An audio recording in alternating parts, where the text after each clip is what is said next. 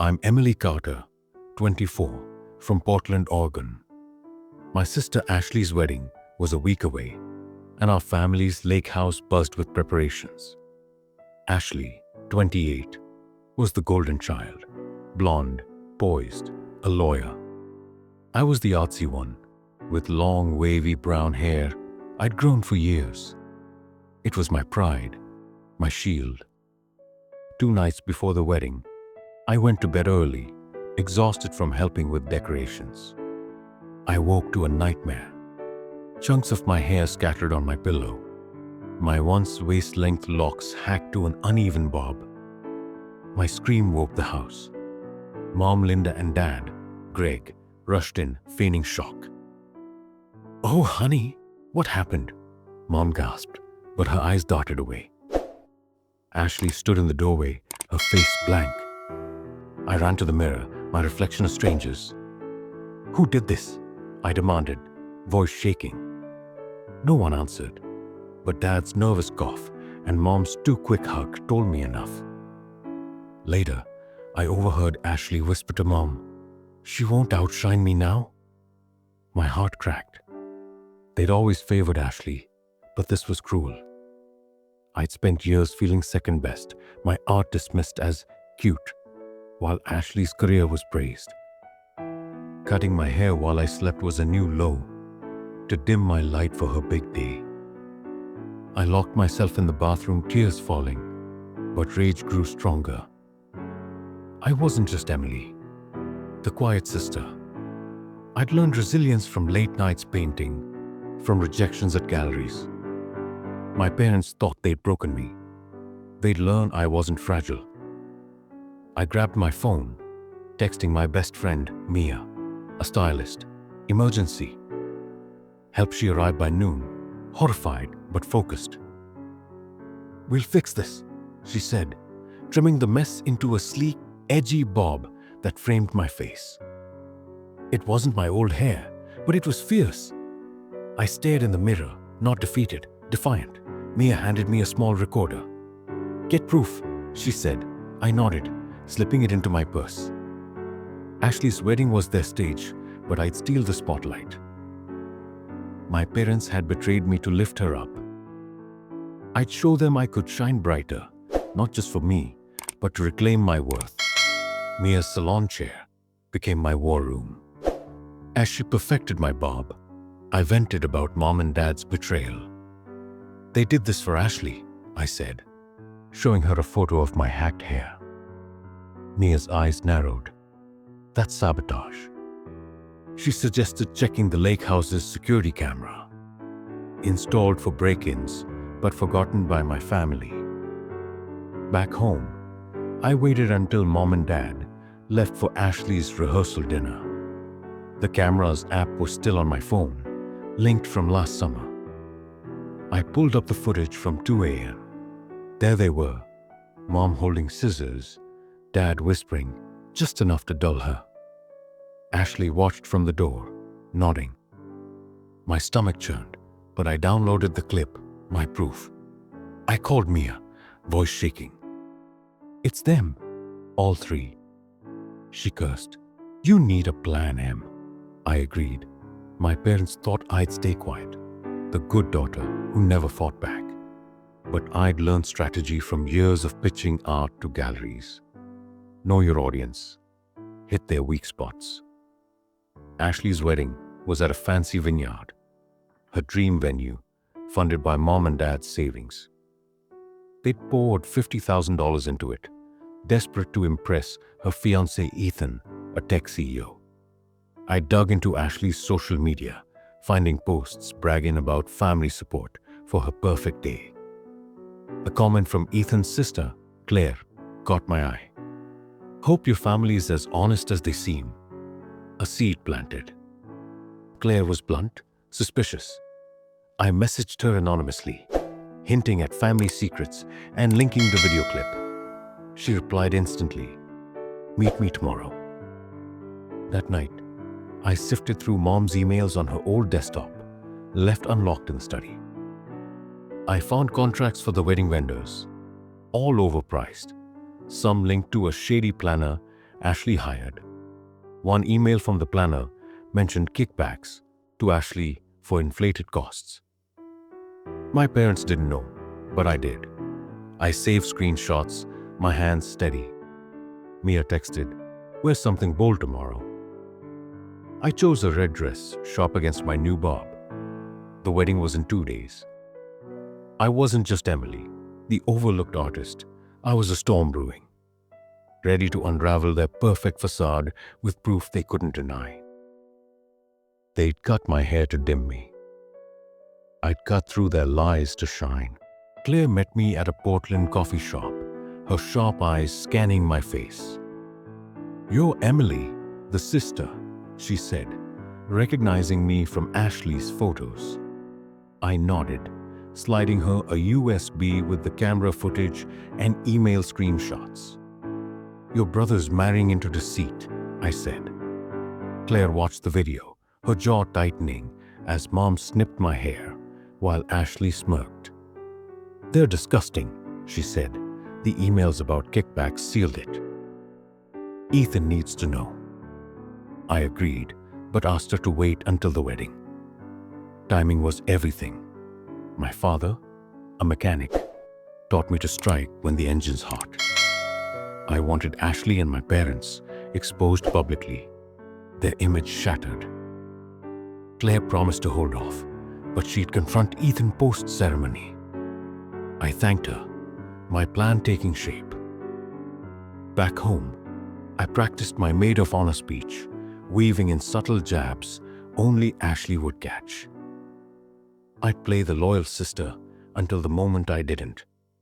Mia helped me prep, lending me a hidden recorder for the wedding. "Get them talking," she said. I'd wear my red dress, my bob-styled furs, and carry the USB in my clutch. My parents expected me to sulk about my hair, to fade into Ashley's shadow. They didn't know I'd spent years honing my art, learning to see details others missed. I called my old professor, Rachel, who ran a local news blog. "I've got a story," I said, sending her the vendor emails anonymously.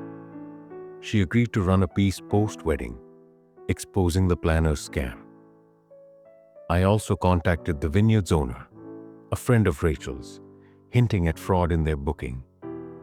He promised to audit the contracts. My plan wasn't just revenge. It was justice. Ashley's wedding was her throne, built on Mom and Dad's blind devotion and shady deals. I'd dismantle it, piece by piece. That night, I stared at my reflection, my short hair a badge now, not a wound. I wasn't the girl who'd cried over her pillow. I was Emily Carter, artist, strategist, survivor. The wedding was tomorrow. They'd cut my hair to make me small, but I'd use their betrayal to stand taller. My speech was ready, my evidence locked, my heart steady. They'd regret underestimating me. The vineyard glowed under string lights, guests in pastel suits sipping wine. I stood in my red dress, my bob sharp, clutching my speech. Ashley, radiant in white, smiled for photos, Ethan at her side. Mom and Dad fussed over her, avoiding my eyes. I played my part, smiling as maid of honor, but my recorder was on, hidden in my clutch. During cocktail hour, I cornered Ashley by the bar. "Nice wedding," I said, voice sweet. She smirked. "You clean up okay, Em? Shame about your hair." I leaned in, whispering, "I saw the footage." "You watched them cut it." Her face froze. "You're delusional," she hissed, but her eyes darted to Mom. I smiled. "We'll see." At the reception, I took the mic, heart pounding. "Ashley's always been the star," I began, my voice clear. "But family shows who they are in the dark." I paused, locking eyes with her. "Like when they cut your sister's hair to keep her small." Gasps rippled. Mom's wine glass shook. Dad's face reddened. Ashley laughed, forced. "She's joking." I pulled the USB from my clutch, holding it up. Security footage doesn't joke. Neither do emails about your vendor kickbacks. The room hushed. Ethan frowned, stepping closer. Claire, beside him, nodded at me, her face grim. I handed the USB to the DJ, who'd agreed to project it. The screen lit up, Mom with scissors, Ashley nodding, Dad whispering. Guests murmured. Ashley's smile collapsed. "Turn it off," she shrieked. I didn't. The emails flashed next, showing her $10,000 cut from inflated vendor fees. Ethan's face hardened. "Is this true?" he asked her. She stammered, "It's not what it looks like." Mom tried to intervene, but Claire cut in. "We're done here."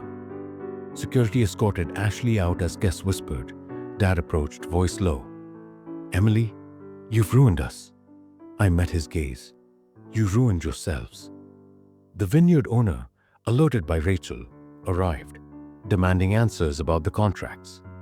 My parents left heads low. Ethan stayed, talking to Claire. I'd exposed their lies, not just for me, but for everyone they'd manipulated. My hair was short, but my strength was long. The wedding imploded, but I stood tall. Ashley's marriage unraveled before it began. Ethan called it off, citing the emails and footage. Rachel's news blog ran the story. Bride's family caught in wedding scam. The vineyard sued the planner, recovering $20,000, and thanked me for the tip.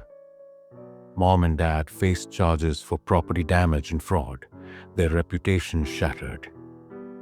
They moved to a smaller town, avoiding my calls. I didn't chase them. I'd spent years seeking their approval, but no more. Portland's art scene became my refuge. Maya helped me launch a gallery show. My paintings, bold abstracts inspired by Betrayal, selling out.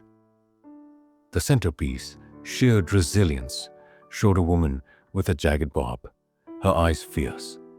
Critics raved, I smiled. My new hair, a symbol of defiance. Claire reached out, grateful. "You saved Ethan," she said. We met for coffee, bonding over shared distrust of Ashley's facade. Ethan, now single, sent me a thank you note, promising to fund my next show. I didn't need his money. I'd earned enough. The community rallied, strangers messaging me. "You're an inspiration." I started a workshop at the community center, teaching young women to spot manipulation and fight back. "Trust your gut," I told them, my voice steady. One girl, 16, hugged me saying, "I want to be like you." I blinked back tears, seeing my younger self. At home, I cleared out Ashley's old photos, keeping one of us as kids, laughing by the lake. That Ashley was gone, replaced by someone who'd used me as a prop. I forgave her, but from a distance. Mom and Dad sent a letter apologizing, begging to reconnect. I didn't reply. They'd cut my hair to control me, but I'd cut their lies to free myself. A year later, I stood at my gallery, my bob, now a signature look, my paintings lining the walls. A local news crew filmed me, calling me Portland's artist of resilience. I didn't feel like a hero, just Emily, who'd learned to fight with art and truth. The lake house was sold, my parents' dream gone. Mine was just beginning. I walked outside, Portland's rain cool on my face, my heart light. They tried to dim me. Instead, I shone brighter than ever. Thank you so much for watching this story till the end.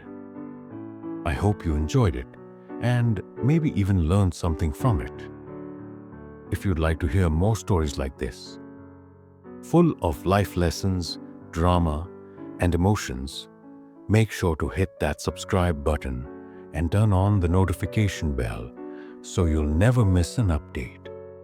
Your support means the world, and it helps me keep bringing you more inspiring and unforgettable stories. Stay tuned because more amazing stories are on the way.